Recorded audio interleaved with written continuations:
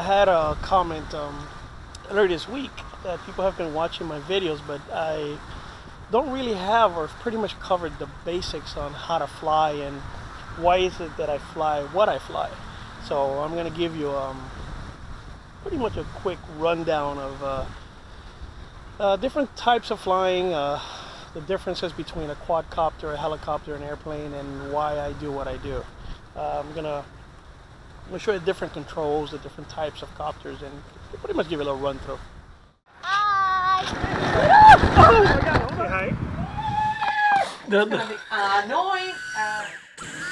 Most dangerous helicopter in the air right now.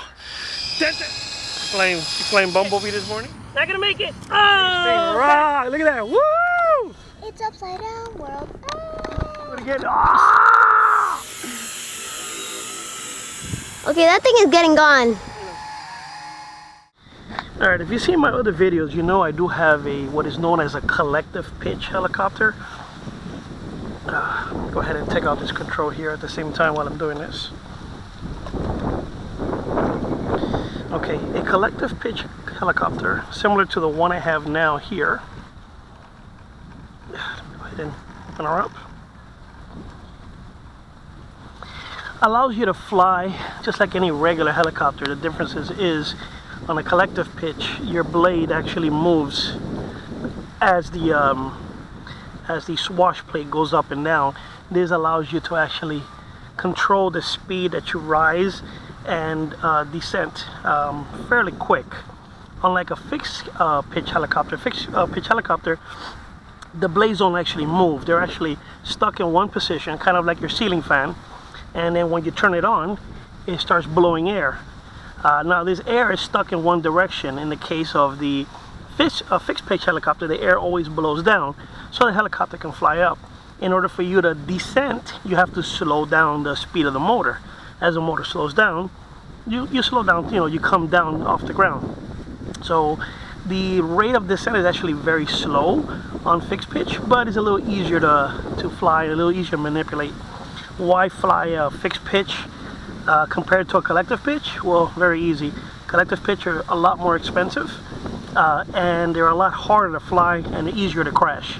Because a collective pitch you can actually completely flip upside down or overturn and flip, forward or backwards. Unlike a collective pitch, no matter fixed pitch, no matter how hard you bank it, it's only gonna bend as much as a servo arm allows. Alright, I brought one of my favorite fixed pitch helicopters, which is this little guy right here. He's actually the WL Toys V11, V911 actually. That's the actual type. If you're a first timer getting into flying helicopters, you've never flew helicopters before, this is a very, very, very good way to start. It's lightweight. You can fly it indoors or outdoors, but I recommend, take it outdoors in a light breezy, day. Hopefully there's no breeze or very, very light breeze, just to get a feel of it. Now, if you notice on this one that the blades they don't turn, they bend, but they don't flip individually like these two. See, these will flip independently. These turn together. So you can't make it go down fast. You can only slow down the speed of the motor and make it tilt. Now, let me go over the basics of the remote controls here before I do some demo flights for you.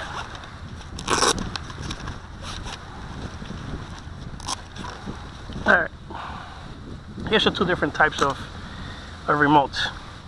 In this case, this is a 10-channel remote. Usually anything from 6 channels on up are used to control collective pitch helicopters. Why so many channels? Well, you want to be able to do a lot with it. I'll walk you through the basics. Let's start with the basic here. This is a basic 4-channel helicopter. Mode 2, which is US standard, means that, just very simple, accelerator is on the left hand side, your your elevator and your aileron is on the right hand side. Now, I'm sure you hear the term elevator, aileron, it gets confusing a lot of times. All you really got to know is that this is what's going to control the speed of your motor. This is what's going to make your helicopter turn like this This one here makes it bank forward. This makes it bank backwards. These two on the side here makes it turn this way and this way. Okay, so that's your 4 channels. You have a channel 1, which is your accelerator, up and down. Channel 2, your rudder, turn around. Channel 3, your up and down here, which controls your back and forth. And channel 4, which they call the aileron, is your bending this way, bending that way. So those are the basic 4 channels of the helicopter. And when you fly any helicopter, even from a collective pitch to a fixed pitch, you're going to have those 4 channels available. You're going to be able to bend this way, you're going to be able to bend this way, and you're going to be able to go up and down. Okay, now I do not recommend, some people say, hey, you know, start off with something called a coaxial. A coaxial is a helicopter with 2 sets of blades, one that spins clockwise, one that spins counterclockwise. You pick up really bad habits with those, because that one doesn't have the aileron, doesn't have the swaying left and right. It only has a slight forward because the blade in the back is pointing upwards, so it only has a slight forward and a slight back, and you pretty much just kind of like move like this, turn around, move like this, turn around. And if for some reason the wind pushes you and you're going sideways, you can't just bend this way and sway around. You have to kind of like flop it and then go forward. So you pretty much have to fly like this the whole time, you know, kind of bending. Versus where you have a 4-channel helicopter, you have the control of going forward and backwards, and if you want to bend and bank, and if you want to, you know, get some nice turns, you can actually turn while you're banking at the same time, and it gives you some pretty good stuff. Okay, so that's the gist of the 4-channel control. All these little buttons that you see here, those are called trims. For instance, if you're flying and you see that no matter what you do, your helicopter's constantly moving to the left, moving to the right, and you can't seem to fix it. Everything seems perfect and you can't seem to fix it, and you just want to fly right now.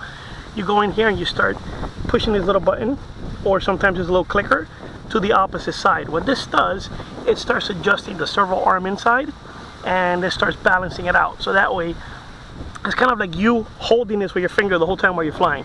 But if you don't want to do that because it's pulling too much, trim it, adjust the trim, and it'll kind of hold it for you. So this way now the helicopter's flying straight. Same thing that if it's pulling too much forward or too much backwards, then, you know, you adjust right here, the up and down. This side here and this side here you probably will never use. This one is to kind of adjust the speed. You want it to go a little, you want it to accelerate a little sooner.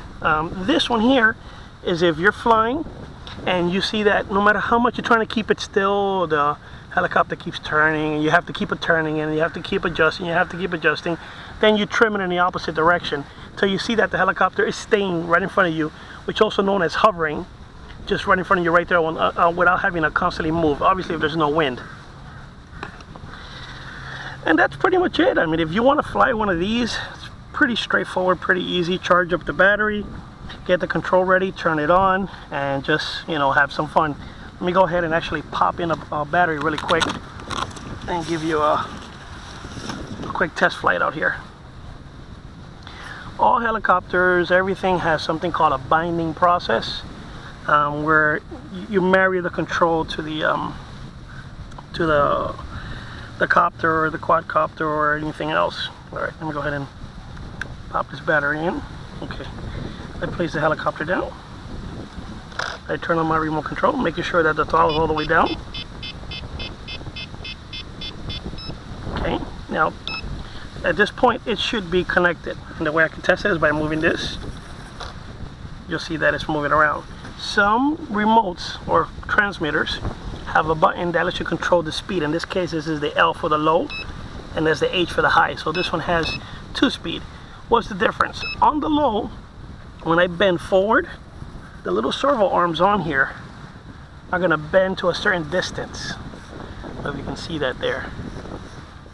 Okay, if I switch it over to high, that servo arm will travel a little more and a little faster. So all that really does, it allows you to have more sensitive control over what you're doing. All right, let's do a quick takeoff here. Ugh. A lot of helicopters have something called a gyro. If you see that you first turn it on and you're like an uneven ground and you take off, and no matter what you're doing is kind of like moving in the wrong direction or kind of wobbling, go ahead and place it back on the ground. Either turn it off, turn off the remote control, let it rebind, and it'll grab the new settings for it. It'll reset the gyro. Okay. So like I said before, I'm gonna go ahead and use my accelerator as I start bringing up the throttle. You see the blades are starting to spin. Bring it down, blades turn off. Okay, now I'm gonna raise the accelerator or the throttle. Woohoo! It's pretty windy. Let me bring her back down a little bit here.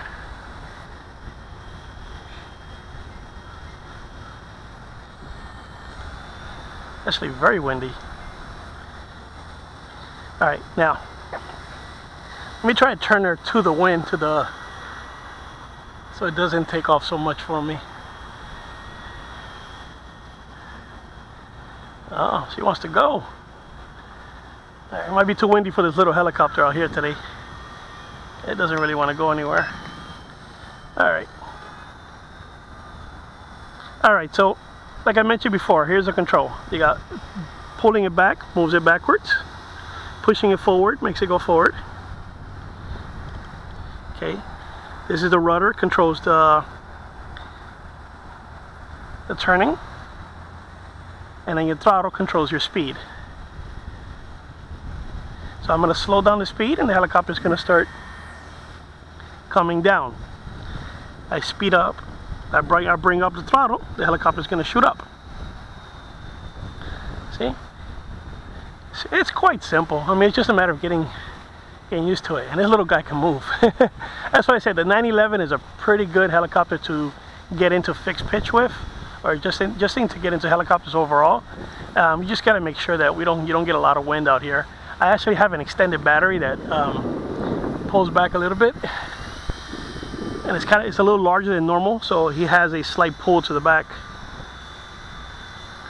But there you go, pretty straightforward. Some nice spins on them, good speed on them. There you go. It's a little windy, so be careful not to take her up too far. Let me bring it back. Come on, little fella. Alright, now a quadcopter is fun too.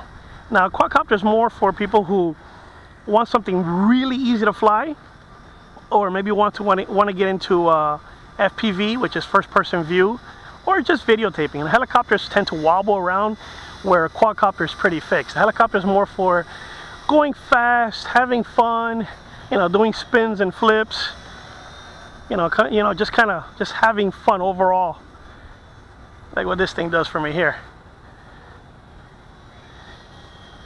See, airplanes are more for speed. Some people use them for video. Some people love doing like long flights with FPV.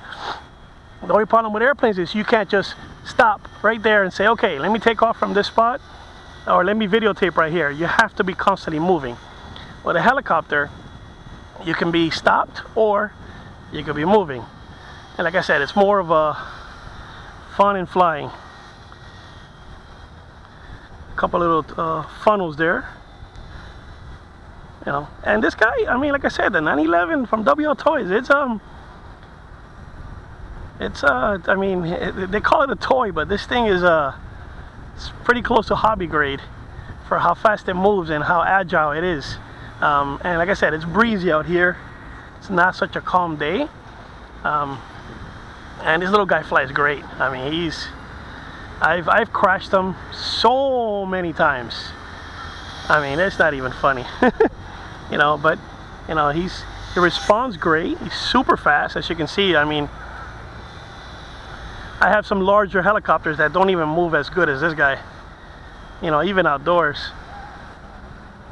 Look at that. And now I do have an extra large battery on them. Normally these use like about 100 milliamp, 120 milliamp battery. I have a 200 milliamp battery. That's why like the forward is a little slower on them, because the battery is heavy in the back. You know, so I can fly this guy all day long. I actually have 6 batteries in my pocket, so I can probably fly him for an hour and a half straight, but I don't have that long at lunch, so I'm gonna go ahead and take off with my other helicopter and show you a little bit of the collective pitch. Let me bring him back. Come on. Oop, my battery ran out. Okay, yeah, you see with this one I don't have a timer or a beeper. It's just run it till the battery dies, and then swap out the battery and run some more. So motors are tough on these guys. They run for a long time. The only thing is it has a lot of little tiny parts, so when you crash, the very first thing you want to do is don't get up and walk away. Inspect it, make sure that there's no missing pieces, nothing's broken, and then go. Because especially if you're in an area like a park and you drop this little guy and he loses one of these little pieces, if you don't got spares, you're gonna be down for a while. Okay, so recap. Let me pop out the battery here.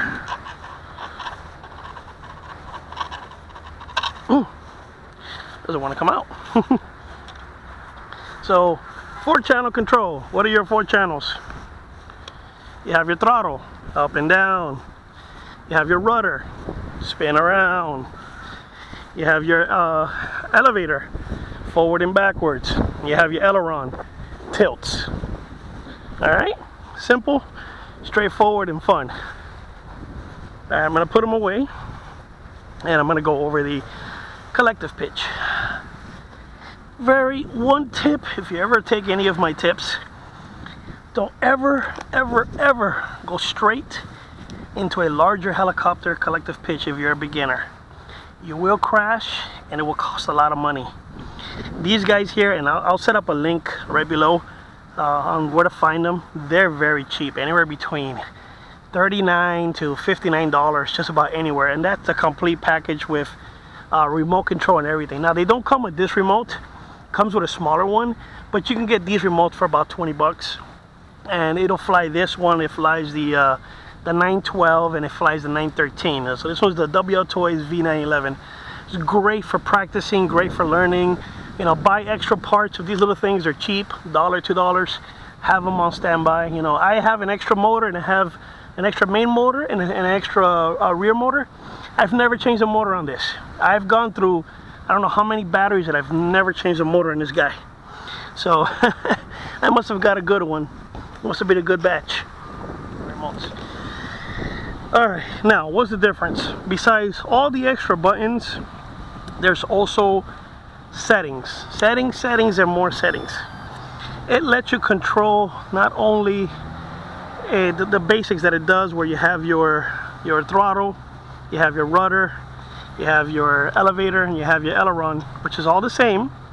On top of that, you have extra things like a throttle kill.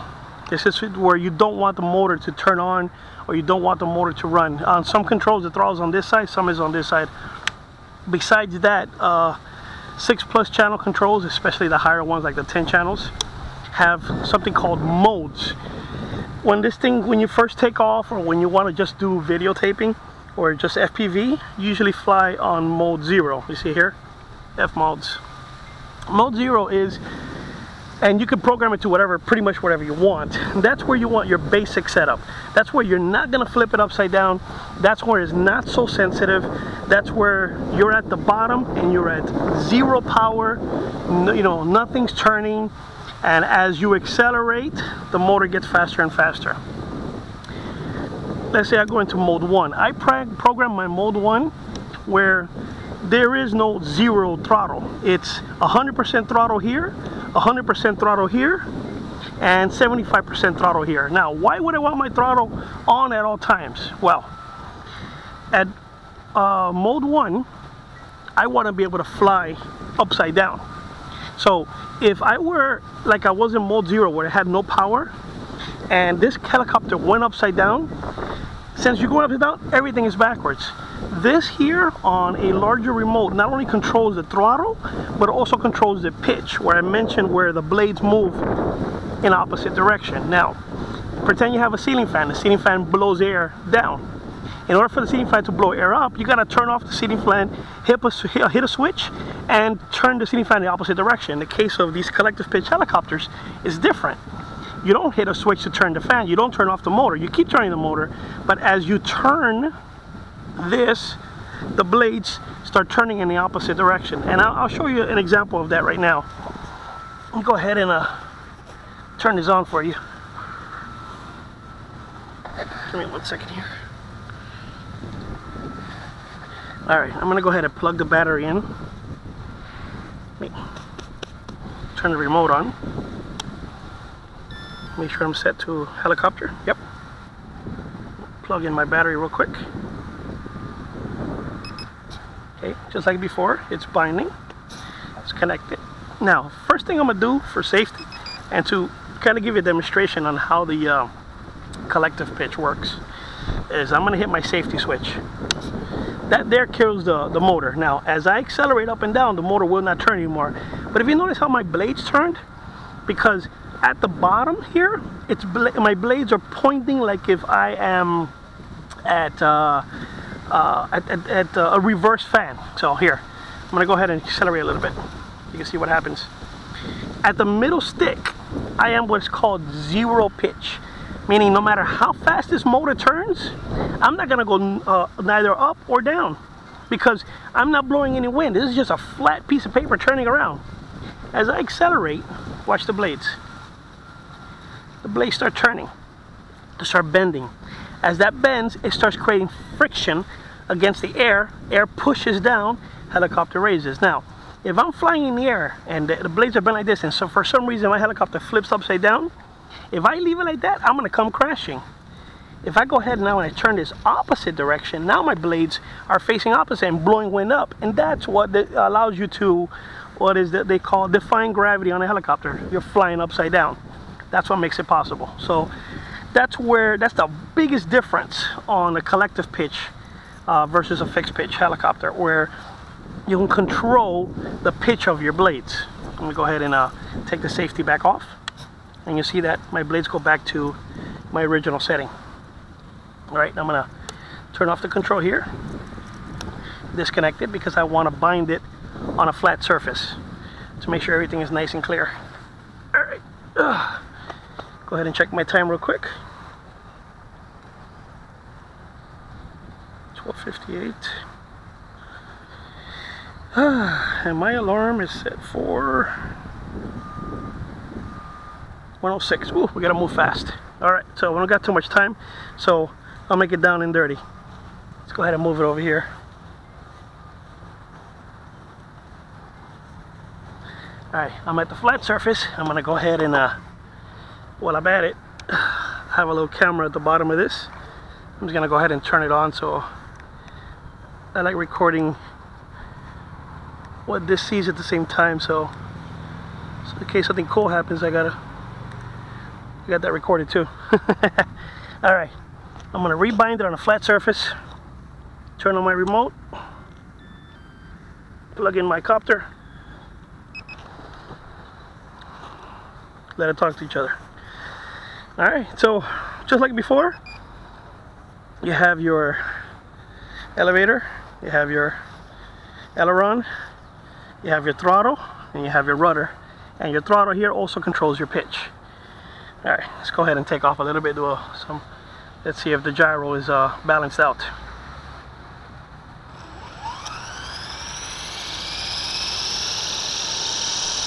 A vibration there at the beginning.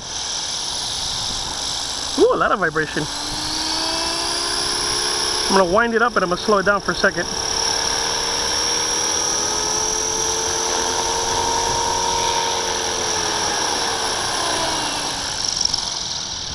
Okay, that vibration usually means that the blades got twisted or misaligned. The reason I sped it up and I slowed it down is because I want to rebind it to make sure it's not the gyro. And by speeding it up, it straightens out these blades a little bit. The faster you go, the more these blades go out. Alright, ahead and rebind it real quick.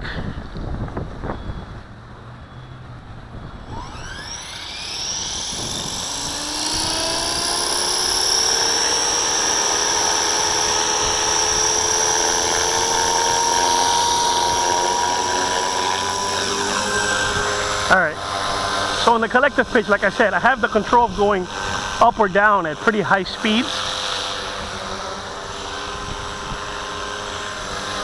And it's easier to turn forward and backwards, unlike the fixed pitch, where you have to kind of play with the wind a little bit. Even though the wind does affect the flight on a collective, it's a little easier to control. Now, when flying a helicopter, you kind of want to stay behind it while the tail is pointing at you and the nose is pointing away. Until you get used to, you know, flying it, managing it, and flopping around. Because when the helicopter is facing you, all the controls are essentially opposite. Go ahead and go and face it to the wind a little bit.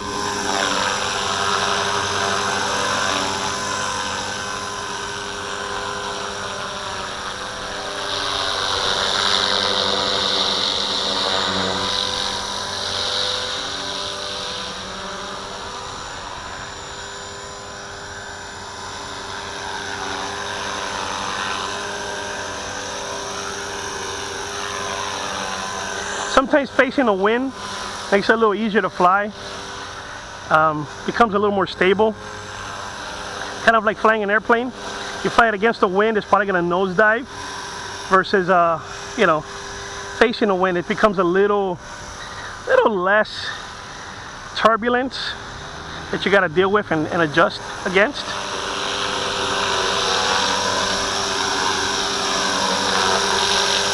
There you go. I mean, the whole point of flying is to have fun, enjoy yourself. Once you get the hang, you know, practice hovering, practice holding it in place. I mean, if you got it trimmed out enough, you know, the helicopter pretty much almost flies itself. But don't go by that. I mean, constantly keep your eye. What you don't want to do is panic. If you see it's going to hit the ground, you know, try to adjust, try to compensate against it. Make sure that you're going to be okay. I forgot to put my timer. Crap. It doesn't matter. I got to stop in 5 minutes anyways.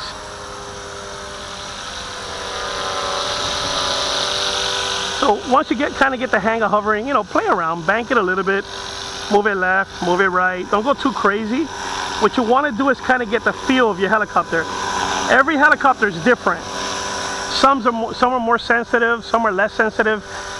You really don't know your limitations till you kind of give it a try. If you notice, you see the wind blew a little bit and it pushed it away. So you kind of want to balance it, compensate. You know, if you think you're going to hit the ground, don't panic, accelerate. I mean, some people, if they see something's going to happen, the first thing they do is they drop the throttle all the way down and they slam the helicopter into the ground. That's the worst thing you can do. If you feel something's going to happen, you know, accelerate, go up. You have more chances of adjusting yourself at high altitudes than you do at low. I mean, unless you're like really low to the ground, like there, you know, you go ahead and oh, that's my alarm. You know, unless you're really low to the ground, you go ahead and you know, just bring it down slowly. If something went wrong, then yeah, land it as soon as possible. Kind of get back to work.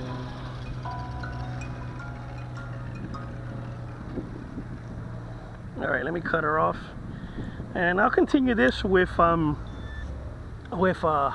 multi-rotors and quadcopters in a little bit, so you guys get an idea of everything else. Oh, hold on. Very important. Unplug your helicopter before you walk around with it. That's important. Even though, you know, some of these transmitters are pretty good, if it's not transmitting, it'll try to pick up a different one, and you don't want to hurt yourself. So, okay, let's put it away really quick and get out of here.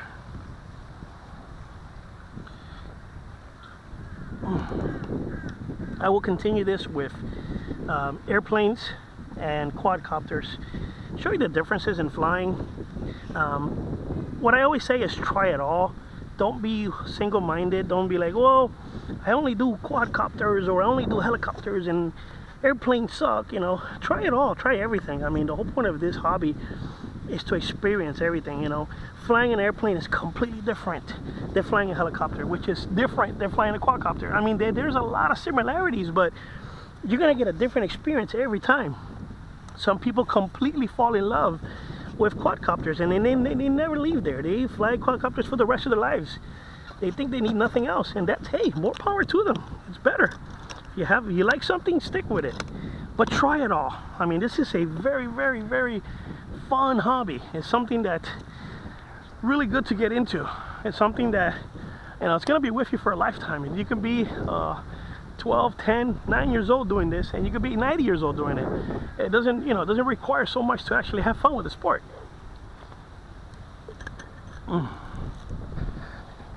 So have fun, enjoy, and I hope you learned something.